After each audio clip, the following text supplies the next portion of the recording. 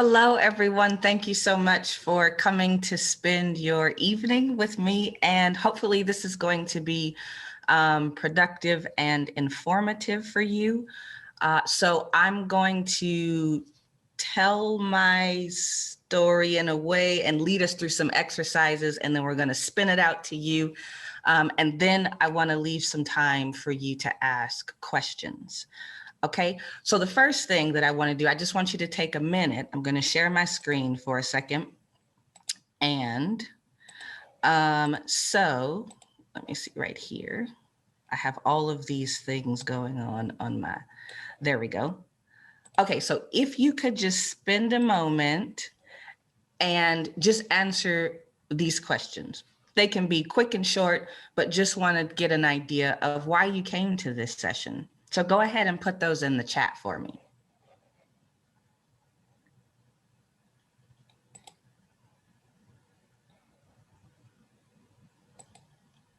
And I'm just going to give you a minute to do so. Did I stop my screen? Whoops. We're going to learn how to do this.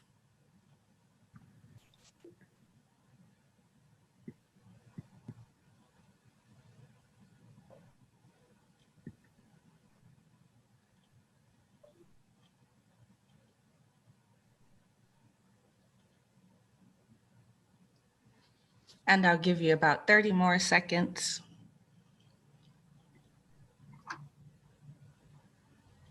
I don't know how to do it.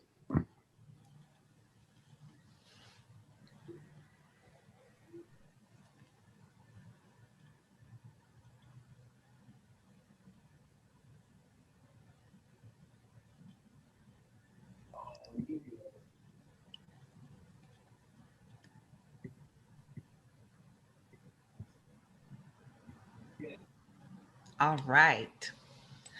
So my name is Marlita Hill.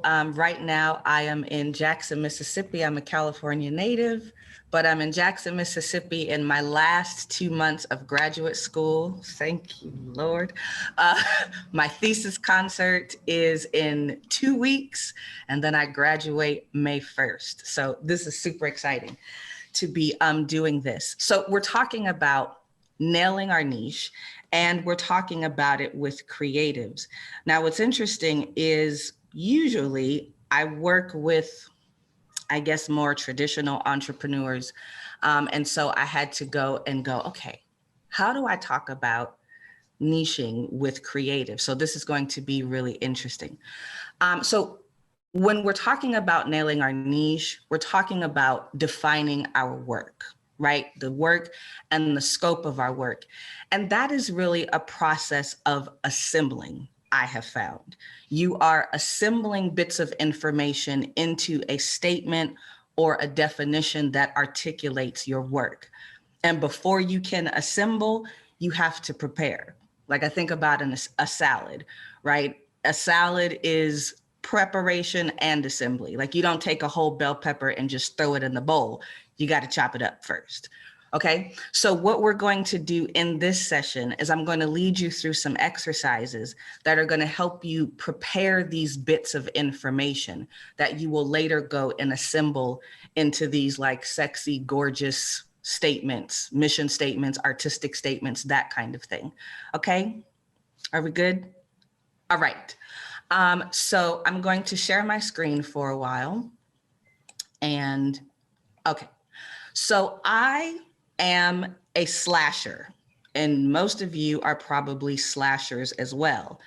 Like I am this slash this slash this. You guys are probably slashers as well. And I work in 3 different areas. So I work in art. I am a choreographer and a dance teacher. I work in the faith space. I work with Christian professional artists about the relationship between their faith and their art. And I work in the entrepreneurial space, which is I help creators define their work. And when this was years ago, when I was trying to define my own niche, I went where we typically go, which is to Uncle Google, and I looked up how to find your niche. And a lot of the information that was there told me that I had to choose only one of these areas. that I had to narrow my niche and I could only do one of these areas. And that was not going to happen. I wasn't going to put down either of these areas because I did a lot of work in them.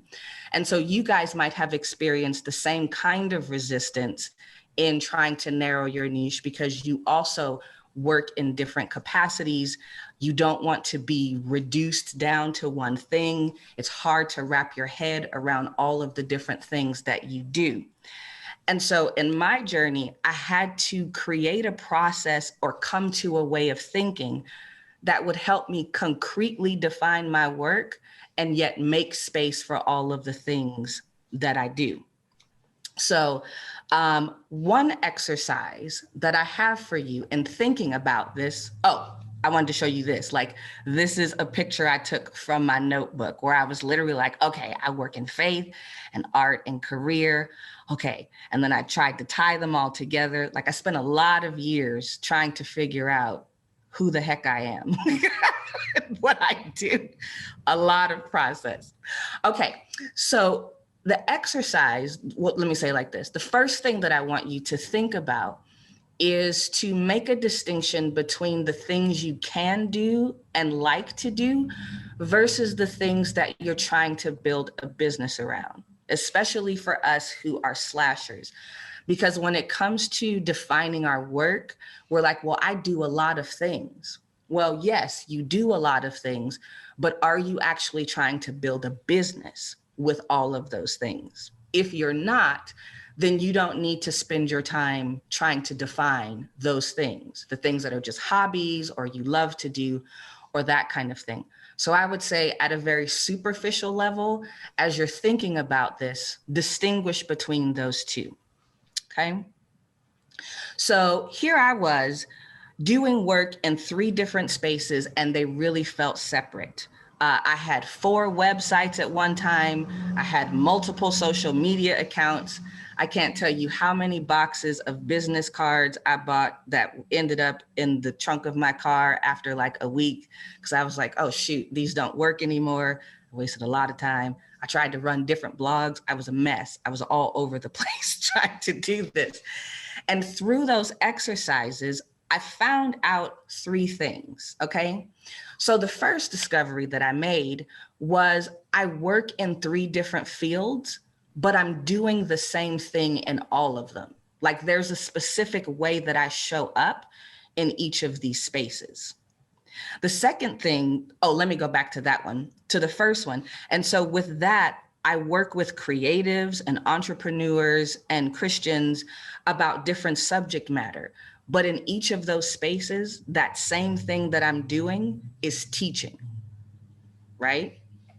I'm teaching. No matter where I show up, no matter how I show up, I'm teaching. The second thing is I perform a lot of tasks and I do a lot of different activities, but they're all for the same purpose. I'm using different vehicles, but I'm using them for the same reason.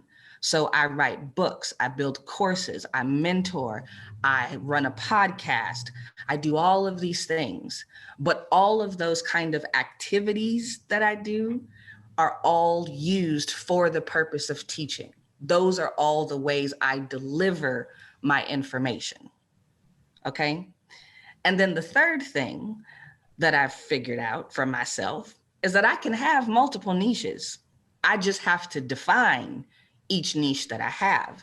So when I look in those 3 spaces, let me go back here. So when I go to the 3 spaces, there. So when I go to these 3, I've had to spend time in each of these areas, getting clear about specifically who in dance I'm serving, what experience they're having, and the issue that my work is solving or addressing. And I've had to do the same in the faith space and in the entrepreneurial space. So for you, you may have multiple areas that you work in. Sorry, I'm clicking through this, but you may have multiple areas that you work through, but for clarity and for communication that you're going to use to connect with these people, you're going to have to define each of those spaces separately. Okay, because if I tried to do all of these three at the same time, I think I would end up with like 6 or 7 people who meet all three of those criteria. You know what I mean? So they don't all go together, at least in my work. And so here is my slasher profile. So in defining my work, one thing that I had to figure out was my role or my function, like how I showed up and operated in these spaces. Okay, so here is an exercise that I have for you to find out your function and how you show up in these spaces. Okay, so the first thing that you're going to do is list the activities or projects that you do. I write books, I paint art, I mentor other artists, all of the different activities that you do. I want you to list those out. And then the second thing I want you to list out is for what purpose, to accomplish what. So I teach choreography to help other choreographers understand how to make their own dances in their own voice. I write books to give people a process to help them work through this, whatever. So there's a reason that you do these things and it's to accomplish or produce something. And then I want you to walk away for a day. And the walking away gives you a time to like let things settle. And then I want you to come back to that list. Sometimes that will be all that you have. Sometimes in the coming back, you'll see more things. And what I want you to do is I want you to look for connections and similarities. Okay, because what you'll do is you'll find that there are connections and similarities across the things that you do. So I had taken my friend through this process, and she is a hairstylist. And so there's this one exercise that I have entrepreneurs do where I want you to chart out all of the kind of positions or roles in your industry. So she's in hair. And so she listed things like product designer, colorist, salon owner, that kind of thing. And so the next thing was to say, well, which one of these are you? And she had trouble because she was like, well, I'm basically all of these things. And so we had to shift it for her. And this is where this activities versus function thing comes from, because these were all things that she did. She creates products, she teaches, she does color, she does all of these things. But what I had to get her to see was you do all of these things as a stylist. So the coloring that you do, the hair coloring, that's one of your styling services. You teach other stylists about styling things. You're a product ambassador, and you are an ambassador for companies who create styling products. You create products, but your products are for other people to use in their styling services. So there's the things that you do versus how you show up in that space, right? The function that you occupy, and you use these things to do your work. I also wanted to say another thing. You can screenshot these, but at the end, I'll give you my website. And they're gonna have, never mind, they're gonna have piku, piku, piku. They're gonna have the replay for this. Okay, I didn't realize that, so we'll talk about that later. Okay, so this is an exercise for you to define your function, okay? And I'm gonna say this too, here's a big tip. Write this stuff down. Don't try to do it all in your head, because when it's in your head, you're trying to hold on to it. And I was thinking of an image for this, and it's like if you're holding a bunch of stuff, you ever, you're carrying a bunch of stuff. Well, if you have a lot of stuff in your hand, you can't do much else, right? Because you're just focusing on trying not to drop what you're carrying. So you can't do much else until you put that down. Then you can do a whole bunch of other things. It's the same way. Put this down on paper so you're not spending your energy trying to remember, right? And trying to make these ethereal connections, these abstract connections. Get it on paper in black and white so you can see it. You don't have to worry about trying to remember it. It's on paper, and then you can look at it. And the second thing I would say, this has served me well, is after you do this, and and I told you at the end here, look for these connections and similarities. As you go through it, talk out loud and record yourself while you do it. I have gotten so many things that have come out through the process of me talking this through, and I just talk to myself out loud and I record it. And then I can go back, because sometimes things come out and I'm like, oh shoot, I'm so glad I recorded that because I said that perfectly. And you can use that for your website, for language, that kind of thing. So write it down and record it and process it out loud as you go and you look at these connections and similarities. And I would say one more thing is, as you look at this, bring other friends, other eyes too, because they might help you see connections that you don't see. And that is really helpful. Okay, so here is our first exercise. All right, and so all that I do is in the areas of faith, art, or entrepreneurship singly, or some combination, right? So I talk about dance ministry. That's a connection between faith and art. I have a program called the Kingdom Art Life, which is about faith, art, and entrepreneurship. So I'm either talking about those areas by themselves or these various combinations, but all of my work, everything that I do is in between those three areas, okay?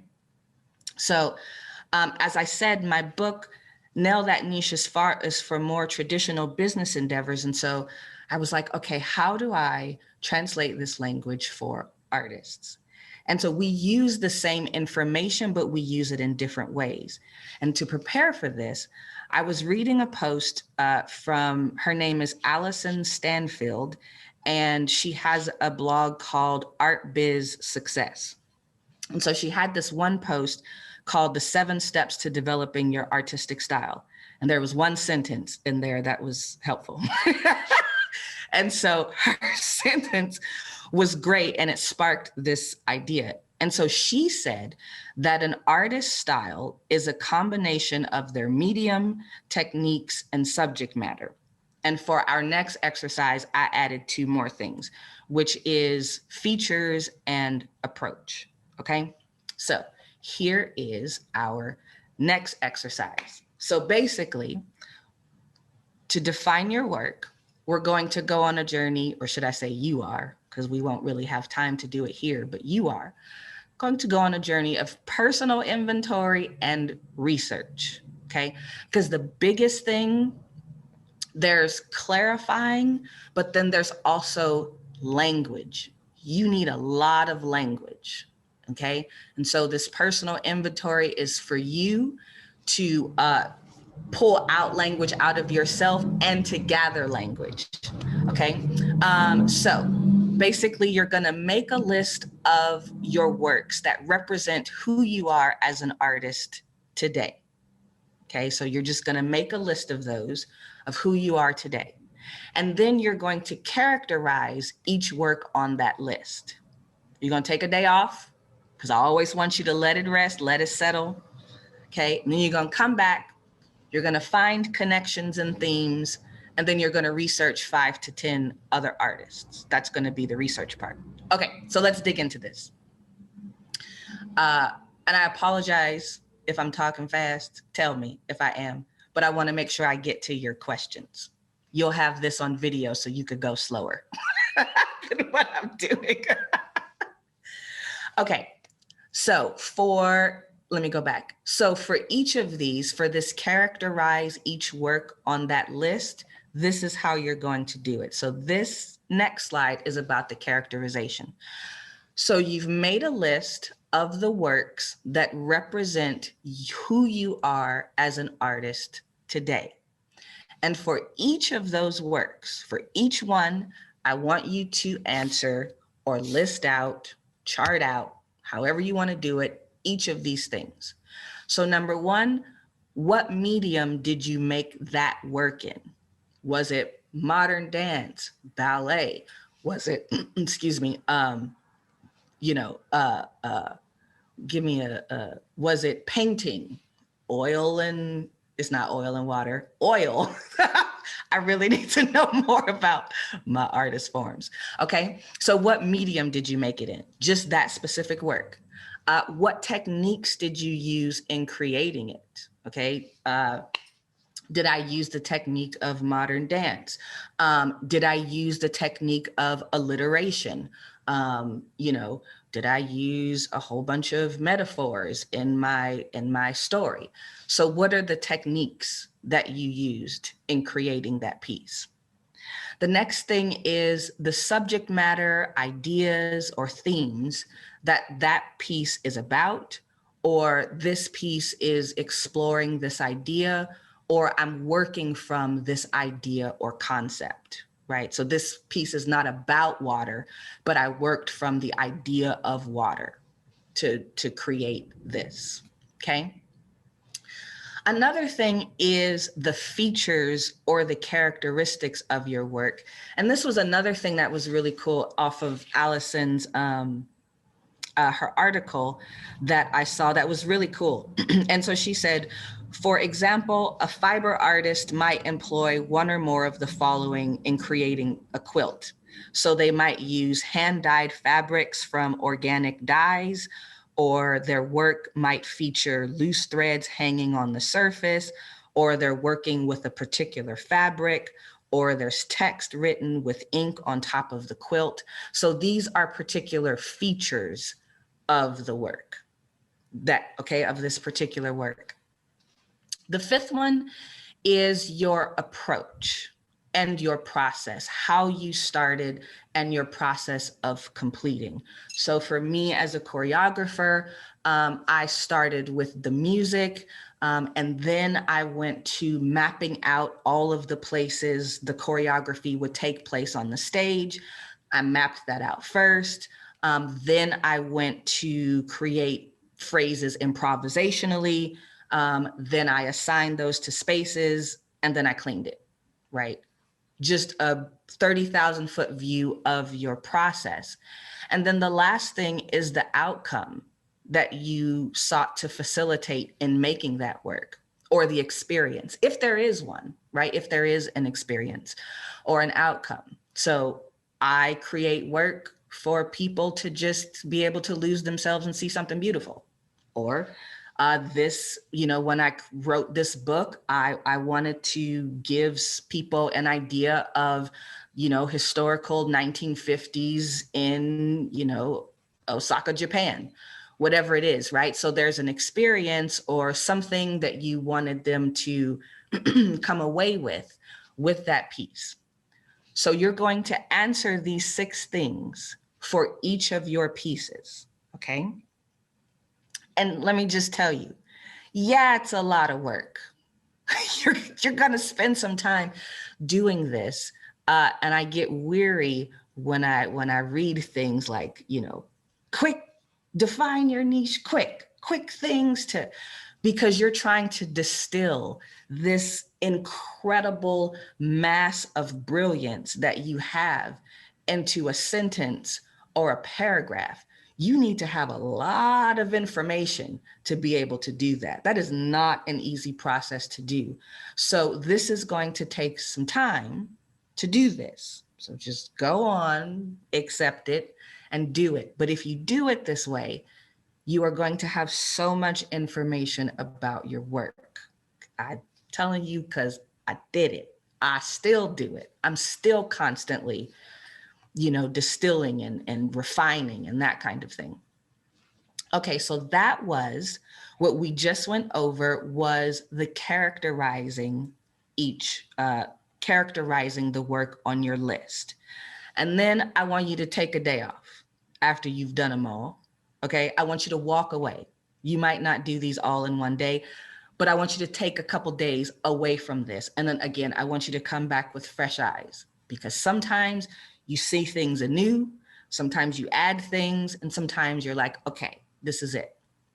So after that, you're going to spread that out because you've written it on paper. You're not trying to hold it in your head. You've written it on paper. You can see it in black and white. And then I want you to start making connections and themes. One of the things that I found out was, oh my gosh, I'm really interested in architecture and design.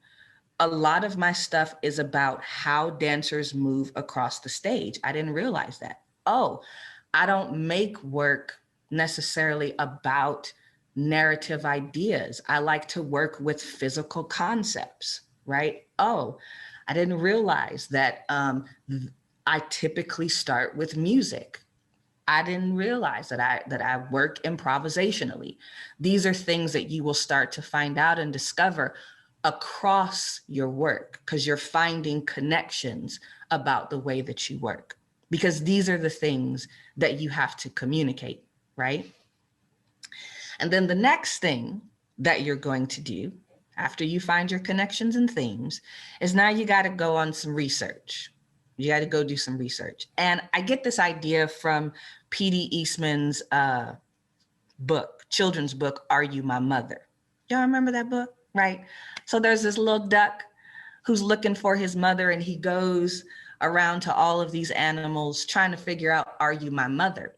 And the brilliance is he finds out who he is by finding out who he's not. And that's what you are going to do. Because listen, we don't work from a blank page in here. It's too much work. You got too much to do, okay? And there's too much information for you to push off of. So don't try to work from a blank page. Use the tools and the information that you have at your disposal. Okay, so when you're researching, boop, boop, boop. Okay, so when you're researching, you're looking for two things. One is you're researching to gather language. Okay, and when you're researching, you're going to look at 5 to 10 other artists.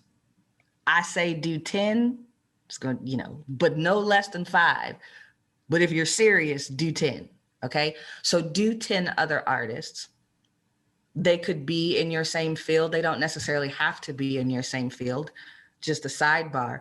My thesis is I'm looking at compositional principles from the visual arts to help me understand how to arrange and design my choreography on stage. And I have found out, oh my God, I think like a visual artist. I'm looking in these books, and I asked one of the visual arts teachers, I said, am I a visual artist? And he said, you might be, and dance is your medium. Boom. I found so much language to help me articulate who I am and how I work by reading visual arts books. Never would have known it. Okay, so the information that you're looking for when you go to research these other artists is this same information here. What is their medium? What techniques are you using? The subject matter, the features, the approaches, the outcome that they use to describe their work, okay? So when you're looking at that, you're going to look for two things. One is gathering. As you look at those categories and you see something that's like, oh my God, that's how I work, or oh my gosh, that's the kind of thing I do. I want you to grab that language and put it in your language bank. Now, you're not going to go and plagiarize them, but this is information that you can use that's like, oh, this is how I describe this idea or this concept, or, oh, I didn't even know that's what I did, but that's a wonderful way to describe it. I can flip that, but at least I know the concept I'm trying to grapple with, okay? So when you find language that helps you or that aligns with the way that you work, take that, put it in your bank, okay? Because that's going to help you describe your work.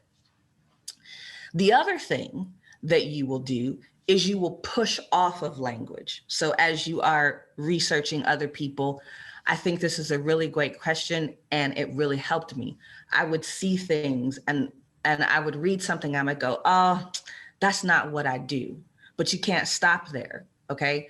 Because you have to say, okay, if I don't do that, then what do I do?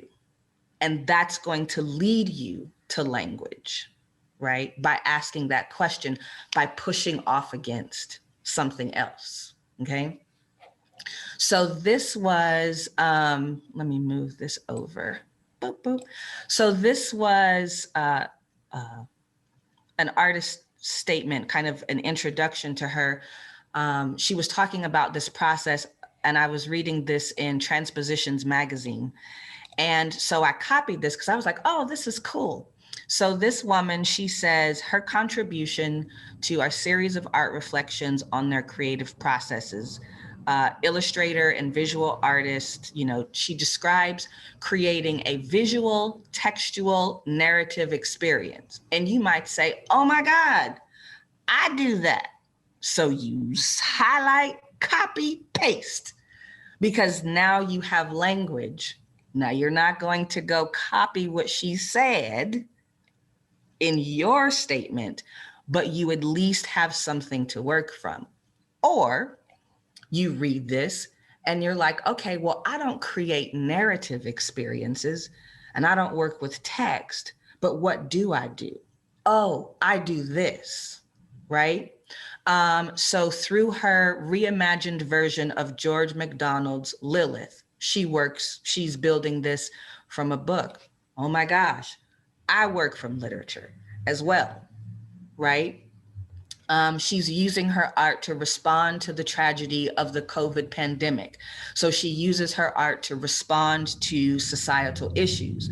Oh, either you do that as well, you take that, or you go, well, like me, I don't really use my art to respond to societal issues. If I have something to say, I say it. I don't make a dance about it, I say it. I make dance to release, not to say something, right? So you get my drift.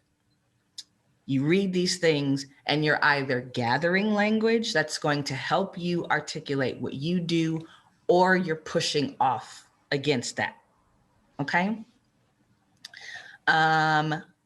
Let me see. Okay, so those are, let me see here. Boop. Okay, so those are exercises that you can use, because we said getting to your niche is an assembling process, and you have to assemble this information, right? You got to prepare this information, and then you assemble that into a statement, a mission statement, a statement about your work, right?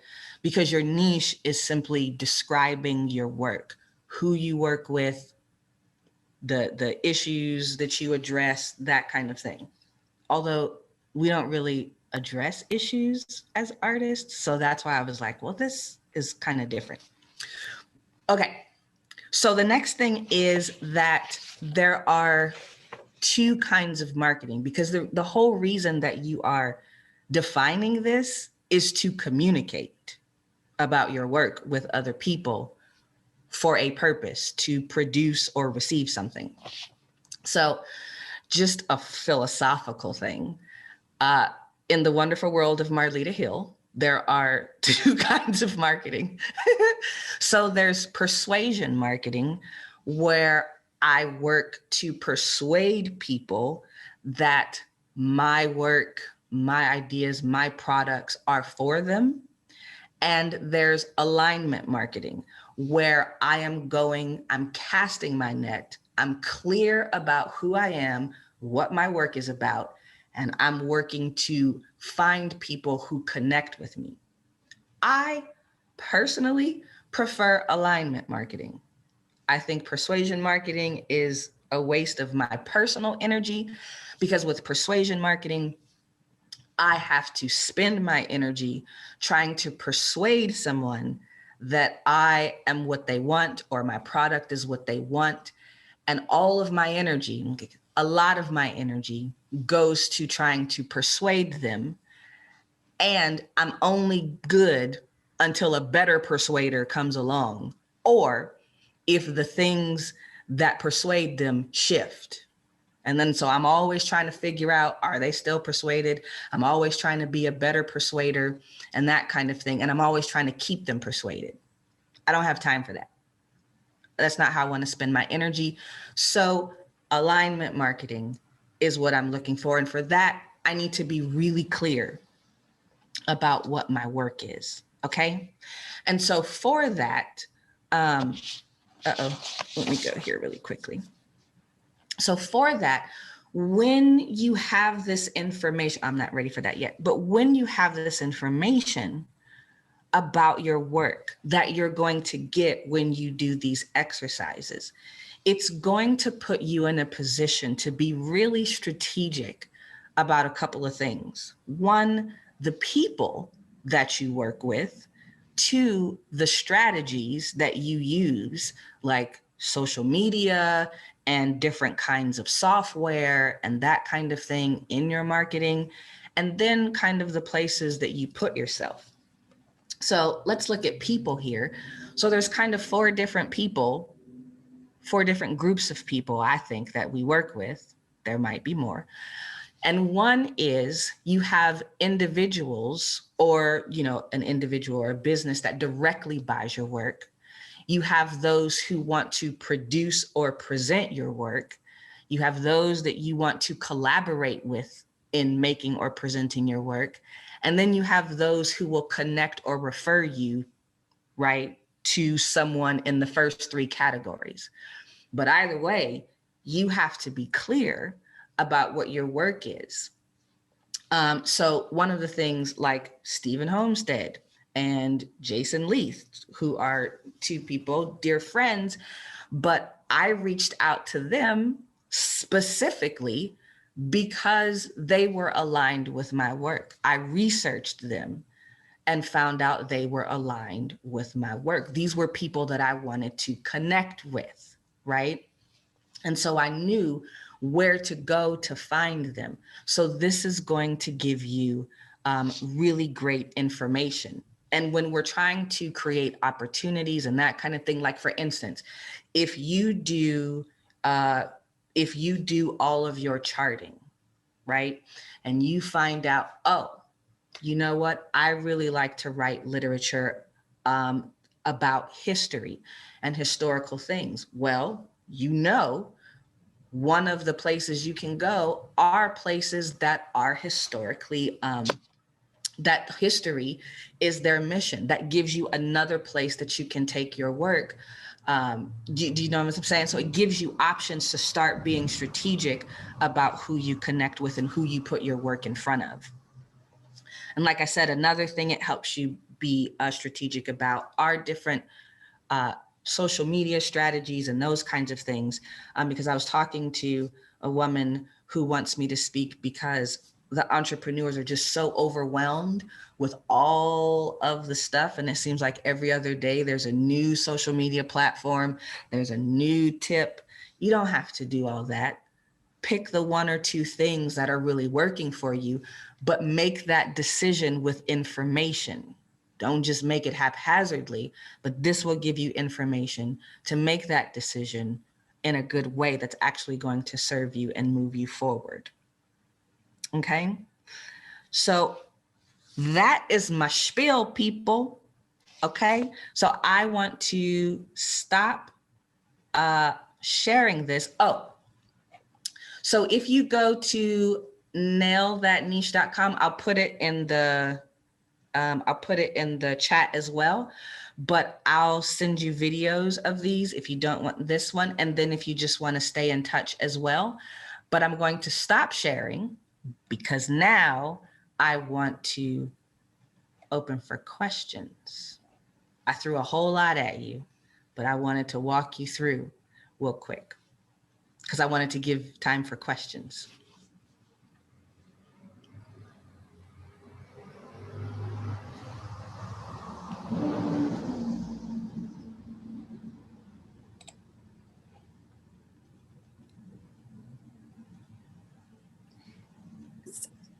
Thank you, Marlita.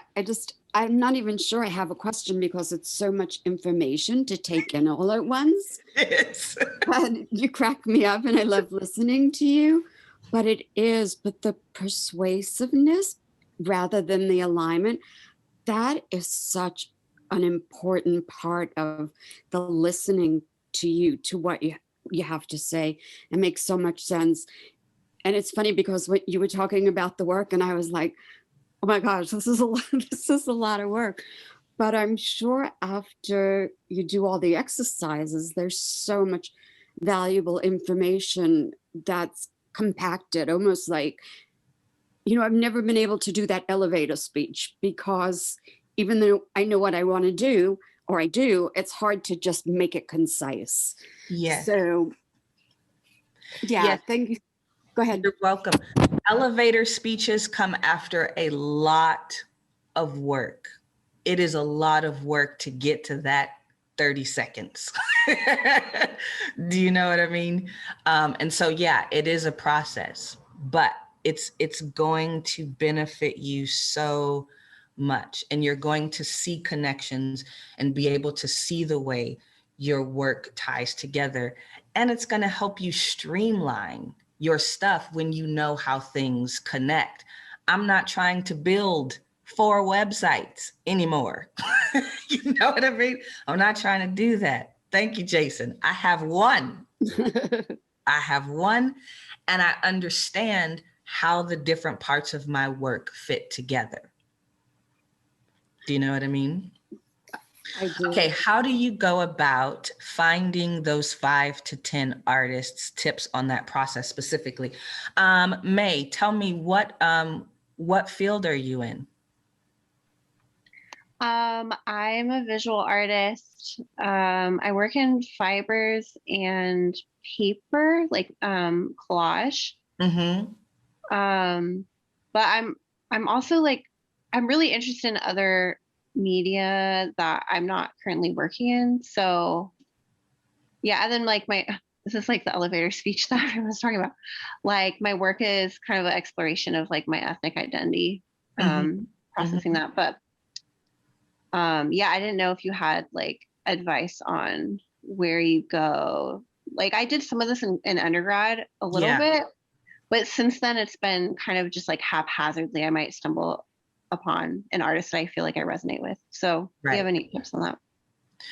Right. So I know there are a lot of dance artists, particularly that deal with work from my ethnic identity. If you want to get some language for that from that perspective, there are a lot of dance artists.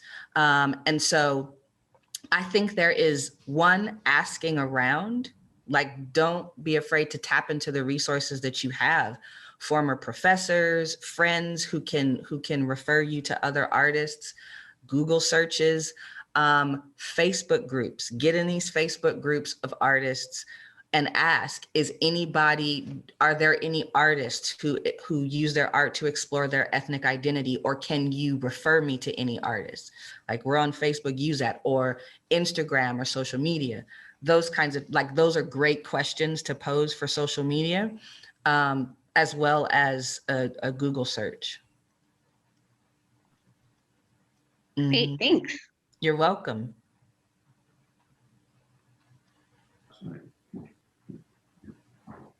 Yes, sir. Okay, so I was in a situation 2 days ago where I did advise someone to maybe make 2 websites, even though I just cheered you on about not doing that. If you can. So like my view is that like they do a lot of things, and it seemed to me like it could feel more professional to have 2 different places where it's like uniquely and very strongly voiced. Yes. Like visual artist, like when I come upon a website where they're like, I do portraits and I do landscapes and here's my hand lettering. I'm like, nah, I'll find someone who really does portraits, and that's like what they do because it seems a little bit more professional. Right. So, is there ever a situation where you should have 2 websites, 2 Instagrams, like to really have your audience feel like you're a professional in that sphere?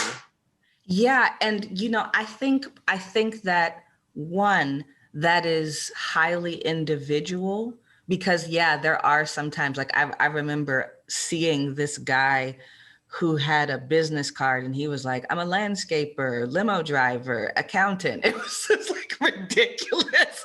It was literally a list of things that was like all on the same card. Okay, don't do that. But if you are a visual artist and you say, I am a visual artist and I work in the mediums of such and such, such and such, such and such for this purpose. Like, I think there's a way that you can craft that statement that makes it clear that these are the mediums that you work in, instead of like, I am a specialist, I'm an expert and blah, blah, right? So I think in one sense, there's how you frame it. And then in another sense, there are times where absolutely it's better to create different websites. Like, for instance, I have one website. I still don't have my Nail That Niche stuff on the website because I'm like, okay, I've got to figure out, if I'm going to put this on there, how do I justify that this all belongs on the same website? Still working through that. But I have 2 Instagrams. I have one for my faith and artwork, and then I have one for my Nail That Niche work, because in my mind, what I want to post on those 2 things, I don't want to post those 2 areas on the same feed. In a website, I can differentiate the space, right? Like, if I only want to send you to one part of my website, I can do that through a domain name that I just redirect to a specific part of my website. But on a social media feed, I only have one feed, right? So those are individual decisions, and there's not a right or wrong way. But if you do this work, I think in doing this work, it'll help you make those decisions. Yeah. Right? Yeah. Because you'll be able to see, are there truly connections that justify this all being in the same space? And I just have to be clear about how I communicate that. Or do these actually belong in different spaces? Yeah. Yeah. It's good. Yeah. What else? I have a question for you, Marlita. Yes, ma'am. Have you ever seen an artist that starts out with either like a brand name or a business name or something like that that identifies as one artistry, and then in doing this process, they now have a different, like kind of a different path? And then what did they do with that brand name? Did they change it? Did they keep it? Yeah. Does that make any sense? Yes, I'm one of them. Like, for instance, I still don't have a logo because I'm clarifying what it is that I want to be communicated. Because here's the thing that dawned on me the other day. Business names, logos, websites, all that stuff, those are translation services, right? You have information that an expert takes and translates into a specific product. I have the scope of my work, the nature of my work. I give it to a graphic designer. They use their expertise to translate that into a visual representation of my work. Just like a Spanish translator, I have to say something for them to translate. They don't just translate thin air. I have to give them something to translate. So yes, I have experienced, I told you, I had like groups of, I had boxes of unused business cards because I would try this name and I put this on my business cards. And like a month later, I'm like, shoot, that doesn't work. So I'd go and get some. I changed my websites a billion times. My friend was like, don't you touch that website again. I'm like, I'm sorry, I'm learning. And I think it helps to think of this like a lab. This is a lab. You try it out. And if it doesn't work, you adjust. We see big companies adjusting their branding all the time. Amazon just came out with a new logo. Crazy why they did it, but they came out with a new logo, right? We see companies changing their name. And so as as you are finding out more about your work, things are going to change. The wiser thing to do is to know your work before you try to name it so that you don't have to go through so many changes. Right? That's the ideal thing to do, which is again why I just go Marlita Hill, because I don't know what to call it. You know what I mean? Or those kinds of things. And so what is a way where you can identify yourself without locking yourself into something until you know your work? That's good. Thank you. Because all of those things are just representations of the work. I name my business what I name it because this is what my work is about. My website looks this way because this is what my work is about. My logo looks like this because it's representing what my work is about. That's good. Thank you. Mm-hmm. And it looks like we had a question from Marcella. Okay, let's see. Marcella, can you build a community when you are new in the context and are independent or freelance in a context? Marcella, can you give me a little more information about your question? Hi everybody. It's just about, I know that in COVID times it's more difficult to start in a community, but how can you start like knowing the community and start to building relationships when you are new in a context? Basically, I moved here a couple of years ago, and it has been hard for me to find that start point. Thank you. Okay, so I will use myself as an example. So I remember when I started in this faith and art vein, and nobody knew me, nobody cared that I existed, nobody was looking for me, all right? I was a Black female dancer, all right? I had no theology experience, none. And I'm going to these people, right? Nobody knows who I am. Nobody cares who I am. But I reached out to Jason Leith. I just drop into people's inboxes. But I'm strategic about how I drop in their inbox. One, because I knew what my work was about.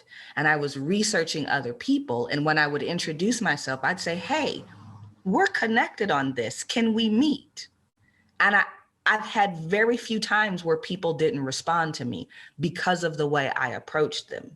Like, I don't approach everybody. I approach specific people. And then I meet more people through that, right? Through those connections, like meeting Jason and Mandy and Eric and Steven opened up this whole other world and community of people to me, right?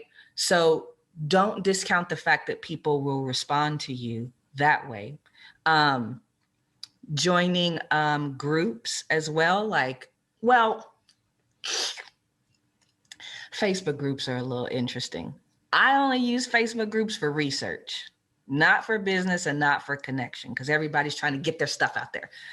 You know, see my website, here's my art, look my book, blah, blah, blah, that kind of thing. But the direct reach out has been really effective for me.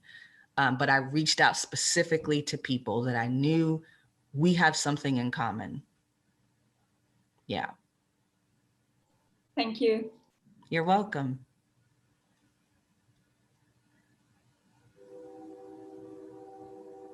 What else?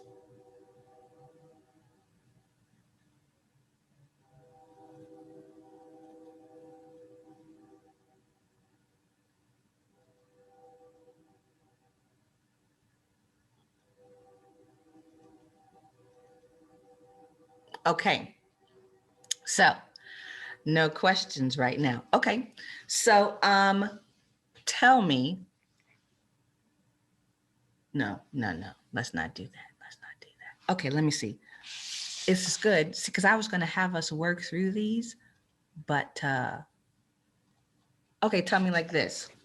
Which one of these exercises do you think you're going to tackle first? Like when I went through them, which one of them seems most beneficial to you?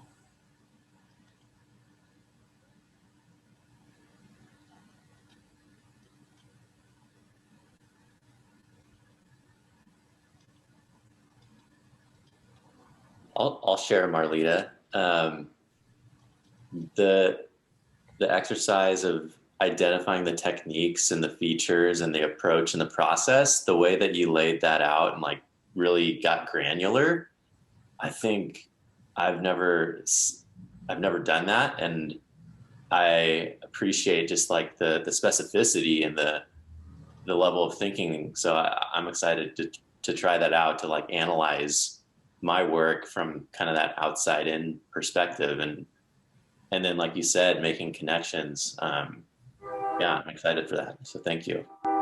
Yeah, the connections are really important. And like we read that one woman's kind of description of her work, and she was talking about those things. Those were the features, the characteristics that she was describing, how she works, the subject matter. I'm sorry, I don't know if y'all could hear Freddie. This train is disrespectful, y'all. It's disrespectful. That thing comes at all times of night, and it's like he lays on the horn. It's just, I'm like, will you just relax it? So I apologize for Freddie. I've named him because he comes so frequently. But yeah, so the being able to get granular, and it was really interesting because I realized when I was looking on the internet for information about nailing your niche, defining your niche, there were really great questions. But what I realized is there are different types of questions, right? There are questions that are like, is this purse red or blue? Okay, that is not the type of questions these are, okay? These are algebra questions, trig questions, where you need a system. You've got to have some information to be able to answer them. And so that's what this granular activity is it's a process to help you answer this stuff. It's a process to get you to being able to communicate about your work, right? Because the questions are great, but if you don't know how to get to the answer, they're not helpful. And that's what I experienced. I was like, this doesn't help me at all. I don't even know what to do with this. I don't know what to do with this. So I had to create a process to help people work from scratch, no information, because that's what I had was nothing. I knew nothing about myself. Yeah. So, Marlita, I have a question. Yes, ma'am. When you're reviewing your work, and I'll speak for myself as an artist, I'm so critical because it can always be one step better. So do you come into that conflict between the critic and the judgment and the analyzing within yourself when you're reviewing your work? Oh, God, yes.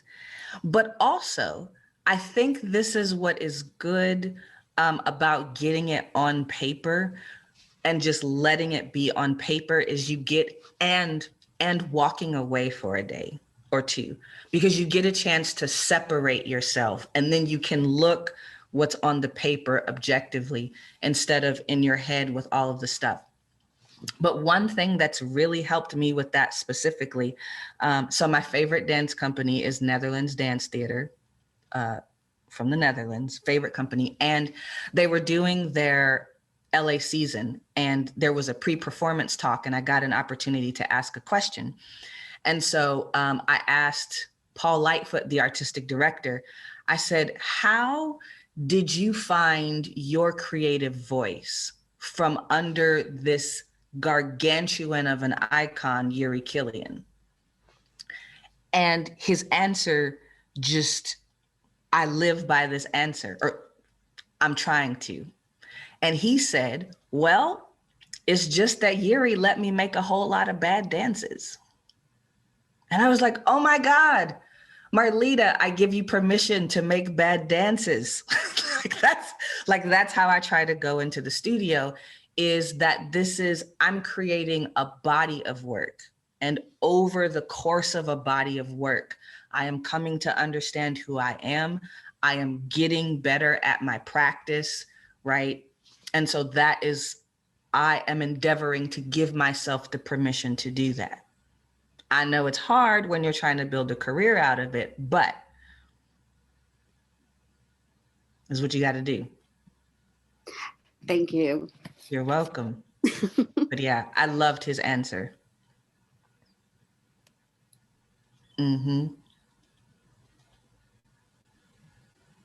Any other questions about niching and that kind of thing? Tell me this, what have you guys come up against in trying to define your work?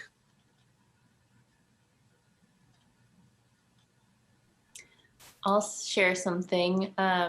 One of the challenges that I face is seeing that someone else is doing exactly what I want to be doing and being like, dang it, it's taken. Or like, how would I be different if, there's somebody else that's further along than me that's doing it. I think I know the answer, but it's just like, that's one of the challenges that I've come across. And I know that challenge very well. And I love what Eric said, getting granular will help you differentiate yourself from other people, right? So there, again, when I was first working out the kind of faith and art space and conversation, I came across, this was after I had done my stuff. Nobody knew me. This was 2015. I had kind of worked some stuff out, and I came across this guy named Matt Tommy, and I went on his website and my heart dropped because it seemed like what was in my notebook was literally lifted off of his website. That's how it felt, that I had went and plagiarized his website, and my heart dropped. And I was like, oh my gosh, I don't need to be doing this because there's somebody already doing this, right? However, over time, I have discovered our conversations are extremely different, even though we serve the same people, right? We serve the same people, but we serve the same people for very different purposes. That's great. Right? For very different purposes. And so that granular work will help you find those distinctions. And I say this too. How many frozen yogurt places are there? How many burger places? How many spas? How many grocery stores? How many health food grocery stores? Do you see what I'm saying? How many forms of cereal are in the cereal aisle? And the thing is, even though the work looks similar, it's not similar.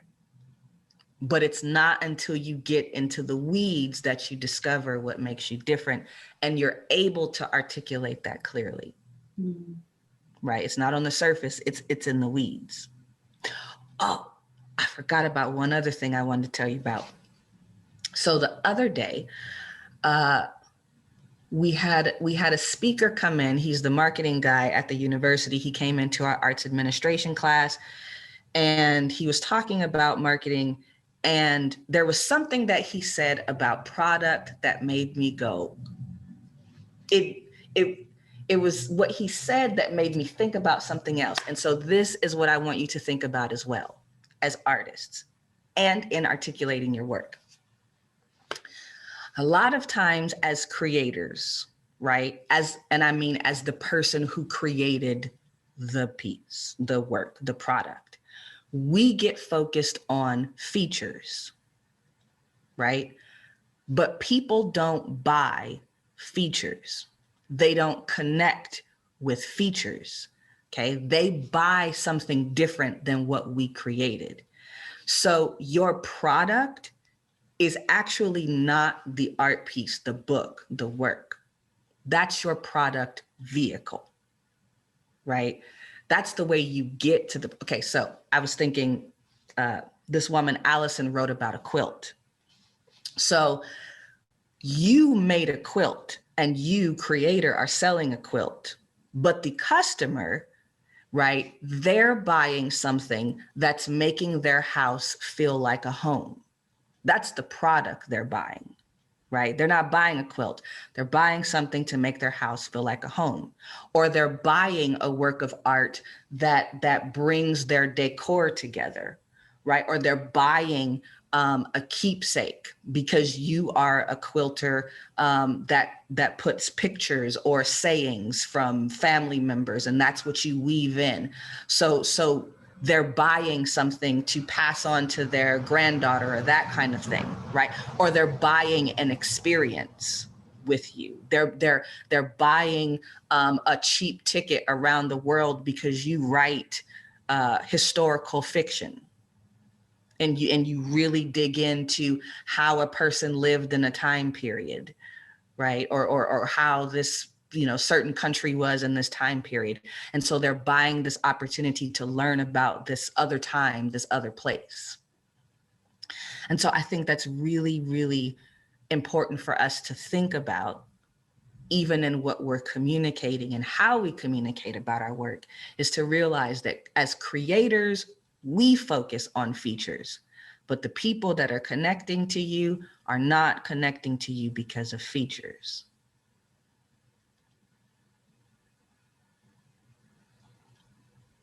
So your product is a product vehicle, but the thing that it gives them or enables them to experience or have, that's the product they're actually buying.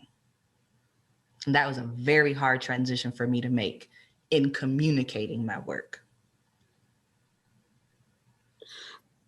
The work that I've seen you do, which is so emotional, and touching, and, whether we're in the same space or not, your energy comes through. So how do you feel about, the emotional aspect that you're trying to project to, like your audience or people, that connection? You said, how do I feel about the connection that, as I said, when I saw you, it's emotionally powerful to see your work. So to get that out there, because you do speak to groups and have all these things, part of it, I guess, is when you spoke about, the alignment of coming together with a group of people, but then also just like emoting that energy that you have in everything that you do to move it forward. So that's something that I discovered over time. Also, I would say the people who have experienced your work, friends, other customers who've bought your work, that's a huge source of information for you about communicating about your work, right? Some of the information and the understanding that I gained was from comments like you've just said, Miss Annie, that people have told me, or friends that have helped me process through how they receive my work or what they see in me and in my work, right?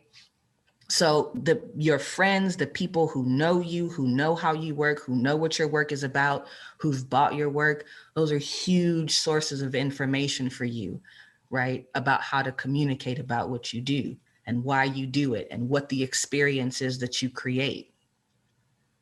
And I know that now because I've had people like you say that to me, right? Or I've been in the experience and I see, oh, this is something that's a part of this experience.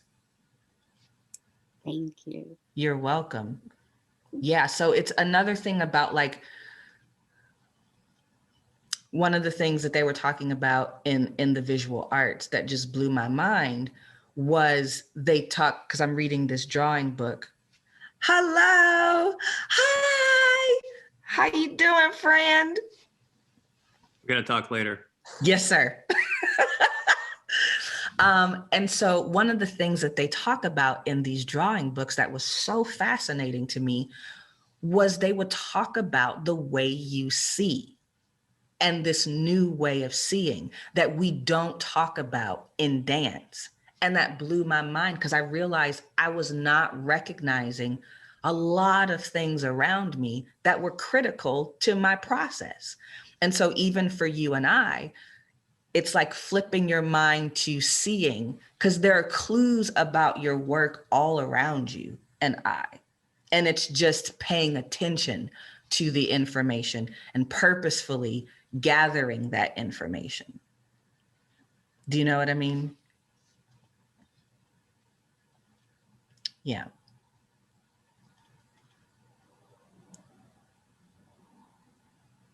What else?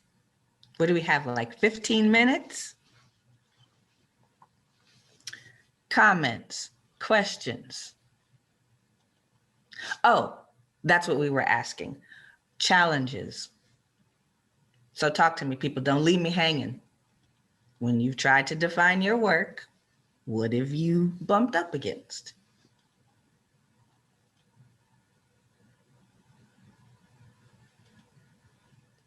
Or am I assuming that you have tried to define your work? So I'll just put it out there, you know, the inner critic. And for me, I feel like as artists, because we're evolving all the time, we're always going to see our work differently when we walk away and come back to it. But and you know, the pandemic has given me time to just like focus in on things and not, you know, have that outside stuff going on. Yeah. But there's always, for me, it's like, oh, you know, I would have changed the button, or I shouldn't have put this there or something. And I know in one of the art classes I'm taking, it's like, just be a kid. And when I was working with Steven's group, he said the same thing, you know, and you said it, allow yourself to not have to be perfect all the time. Yeah. Because the most learning sometimes comes from mistakes. And here's the thing, in defining your work, you're not defining how you feel about your work. How you feel about your work is immaterial, right? You are trying to convey very objective facts. What do you make art about? Objective. That has nothing to do with your feelings. What medium do you use? Objective. That has nothing to do with whether you're good at it or not. It's just an objective question. What medium do you use? And so there's how you feel about your work, which is like, to say it bluntly, your business. That ain't got nothing to do with me as a customer. Do you know what I mean? I come to your work for something different than the reasons you engage in your work. And so this has nothing to do with how you feel about the work that you produce.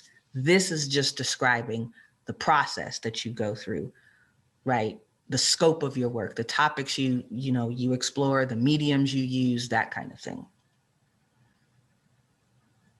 Yeah. And so that gives you room to feel how you feel until you feel better and still be able to communicate your work. Now you might send that email out with knees knocking, which I did. I mean, when I reach out to people, he's my brother now, but I didn't know if he was gonna accept me. Do you know what I mean? I knew nothing about him, but I did it anyway. Knees knocking, I did it anyway. And through doing it, my knees have started knocking less.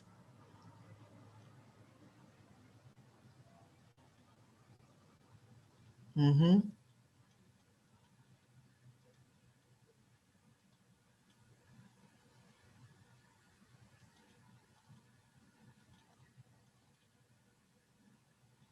What else?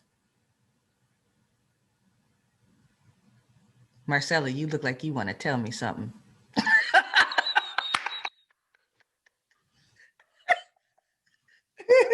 No, I think just more like curious, like how do you combine your own faith with your work?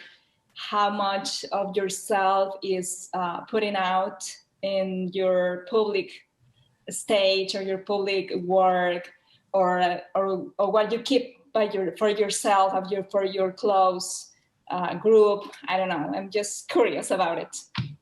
Marcella, do you know these people? No. Do you know? Okay, so you were talking about community. Where are you? Where I'm from Mexico. And where are you now? Yes, and I work as a curator for a big art collection for modern and contemporary Latin American art. And it's difficult because all my experience is, well, I work with some museums here when I was working in Mexico, but it's not the same. Before I used to work for a company, for a collection, making exhibitions around the globe. And now that I am trying to do the job by myself, it's not been easier. I am start researching my community. I'm starting, I have this historical feeling how the community is built around. I noticing a lot of international migrants, so I'm start studying a master's degree in international migration. Nice. And that's allow me to make a community, but it's not that niche that, okay, I have this community and I will make a project. Or it's been taking too much time, and sometimes I get too anxious. Like, where are you geographically now? Are you still in Mexico City now? No, I'm living here in Orange County. Girl, do you know Eric and Jason and Matt and Annie, and do you know these people? No yet.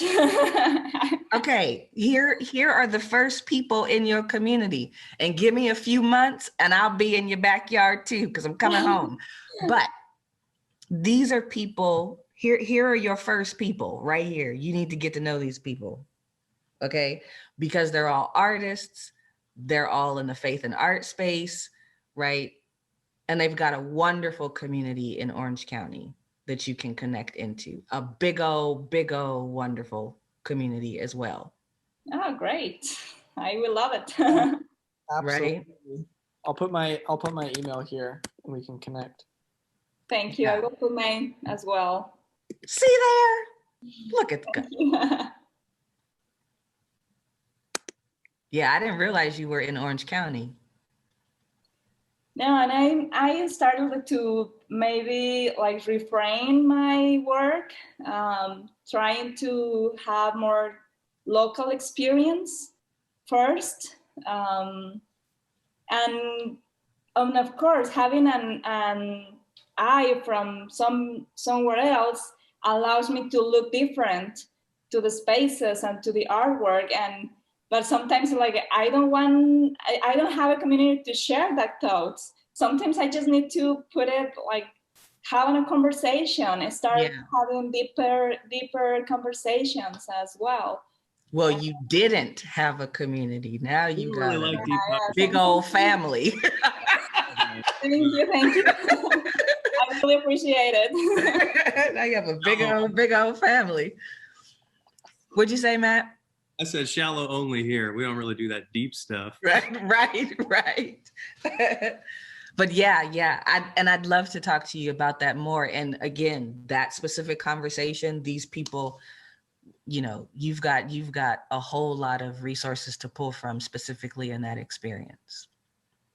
And we'd all love to support you and talk to you and stuff like that. No, thank you very much. Mm-hmm. It will make me cry. And I'll put my email in there too. Okay, we are 9 minutes, people. It's not like I'll never see you again, but you know what I'm saying. There we go. So yeah, you've got our emails at the bottom. Copy those and take it. Okay, well, thank you for coming. I hope this was helpful for you and gave you a process that you could use to start to get to the granular items of this work that's going to help you. Because again, remember, this is an assembling process, but you got to prepare it first before you assemble. And you do this work, and I promise you will get to the sexy stuff, to the sexy statement. Oh, you know who you need to talk to once you do it is Matt. Matt's brilliant with language. So once you have all your information, go harass Matt. He'll help you put it all into like the nice and pretty. That's kind of my art, huh? That is your art. Okay. That is your art. We have talked about this, Brother Matt. I need you to speak it into me again. I'm ready. Let's go. I miss you, man. I haven't talked to you in a while. Are you really coming back? The summer. And then you're staying back? And then I'm staying back. I'm home. That's really good news. I don't miss it. I like that news. I miss mountains so bad I don't even know what to do with myself. Everything's flat here. I forgot we're being recorded. Okay, we can't have family talk. So thank you for joining. And I will see you when I see you.